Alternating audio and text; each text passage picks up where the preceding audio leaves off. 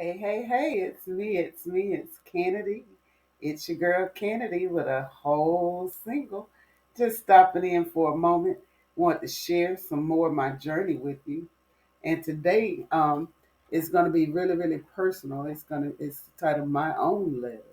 A letter to a friend. A letter to my friend.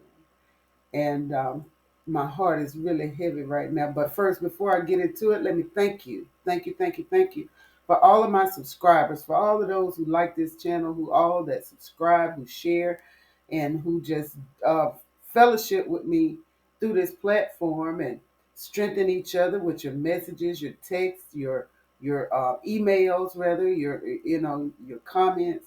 I love you all by the gallons, and if you haven't already, go ahead and subscribe to the channel and we'll get into it. I don't want to take too long this morning because, it's Monday, fun day Monday, ready, motivated Monday. But today I want to share a personal story.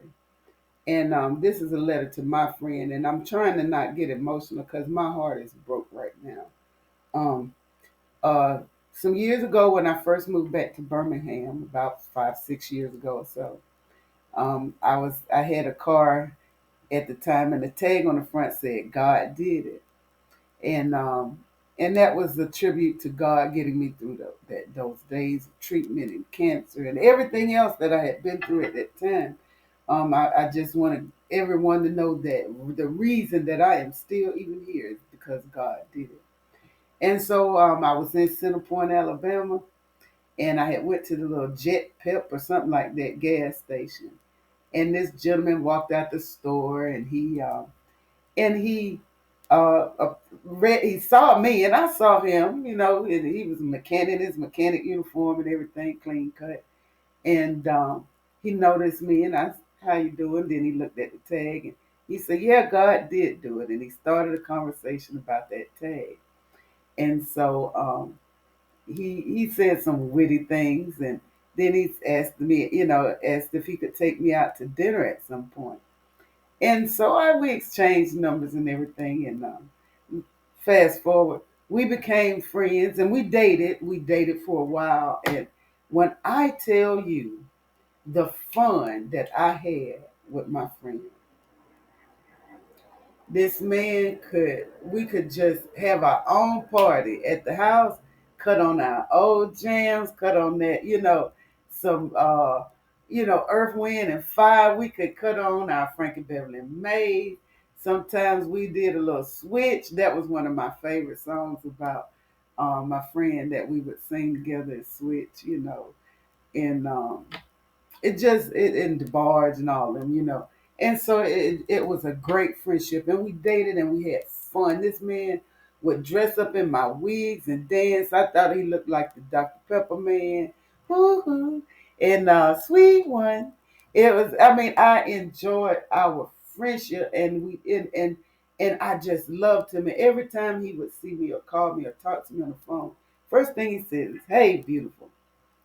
And mind you, when he approached me in the beginning, he never said anything about, oh, you fine, oh, you look good, oh, I like you, and you nice looking and all that. He never approached me in any kind of way, but he always told me, you're beautiful. And not only are you a beautiful woman, he's like, you're a beautiful person. And that's what I love so much about my friend, is that he saw me as not just a physical being, but the heart of me. And so we were really tight. And and as we dated out, he had some issues, some personal demons. And there were some things that I couldn't just be around. I couldn't commit to for a long haul because, I'm not I used to drink, but I don't drink anymore. And so for me to be in a relationship with someone who drinks, it's not going to go far if they drink a lot. Now, if it's a man that drink him a little cognac on the Friday evening, smoke a cigar, I can do that. But when you just drink from the time you wake up to the time you go to bed, then that's a problem for me. And so that's where we start having issues. And because of that addiction, I couldn't, like I said, I couldn't see us in a long term relationship or building, of buying homes and doing things that I had had proposed in my life that I wanted to do. So we had a long talk about it, and we decided that we would be friends, and we became friends. And that's why I'm always saying to you, don't just tear away or just throw away a relationship, because just because you don't see yourself having a future with someone in a relationship like y'all gonna drive to get married, there still may be some value in the relationship. And so we decided we would be friends because, like I said, we talked about that. And he let me know he wasn't ready to stop. And I told him I wasn't ready to go. I couldn't go with forward with you still in this place. When you get better, there's hope for us. But right now, let's keep a friendship. So for years now, we have been friends. And anytime we're around each other, he never talks under my clothes. He never says, "Oh, well, I sure wish you let me get that again."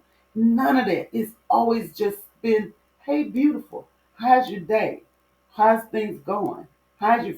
When his baby son told him he was getting ready to be a father, he called me. He's still single. I'm still single, and he's had relationships during those times, during these years, and I respected his relationships.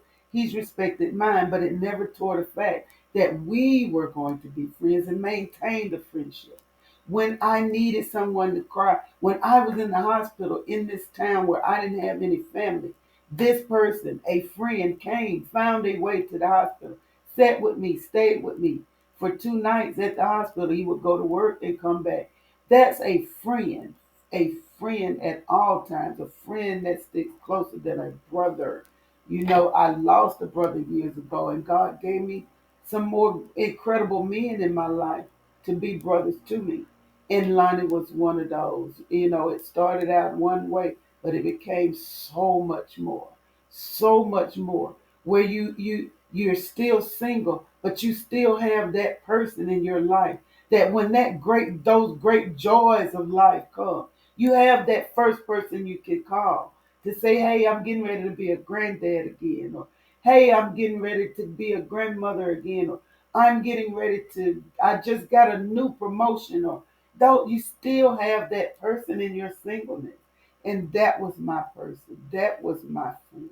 That was my person in my singleness, where I still had a man that I could trust to go to for counsel, for advice, for just a loving touch, to cook me a meal, some salmon patties and rice. The man could cook a salmon patty, making we fought over salmon patty, not literally, but I was like, I gave him a look one day. He had cooked some, and I mean, just those things. That French, yes, my heart is heavy because I had a friend. It started one way, but it became so much more. And all the way to, when how they say about the red birds, those cardinals that they come when people you love pass away and they come back to visit. So this is why I say all the time, hold on to your friendship. Every relationship is not to just be thrown away, because some things may have started one way and ended another. And I mean, I cannot say enough good things about this man. He had an affliction. As a matter of fact, Rebirth Christian Fellowship Church is teaming up with an organization in East Lake for June the 7th, about substance disorder and things like that, about substance abuse and counseling, and how much farther it goes through the family and different things, and how to get resources, because alcoholism, drugs, those things, that's an addiction. It's an illness. It's a sickness. Don't just say why they can't just stop, because after you take an aspirin or after you take your blood pressure pill so long, your body depends on those blood pressure pills to keep your body in check. A person on certain kind of drugs or alcohol, after a while, their body becomes dependent on it, and they become physically ill when they try to get off of it. And so some people just can't take that sickness. They rather stay with the monkey, keep that monkey, than to get rid of it. And so, what a befitting time for for me to pass on this message. But my friend, I miss you. And I was talking about that bird because I talked to Lonnie on Thursday, and Lonnie called me to tell me about his son being in the hospital sick. So then we talked, we prayed, and Monday, you all know on last Monday, I did a video at Botanical Garden. And on Monday, during that video, there was a red bird, a cardinal came right up to me as I was walking through the pathway and, across the little bridge across the water. And he stopped and he kept popping around until he finally just flew away. And if you know, or some of the people like Sammy Dunlap and some of the folks I know, they said that red bird came to visit me.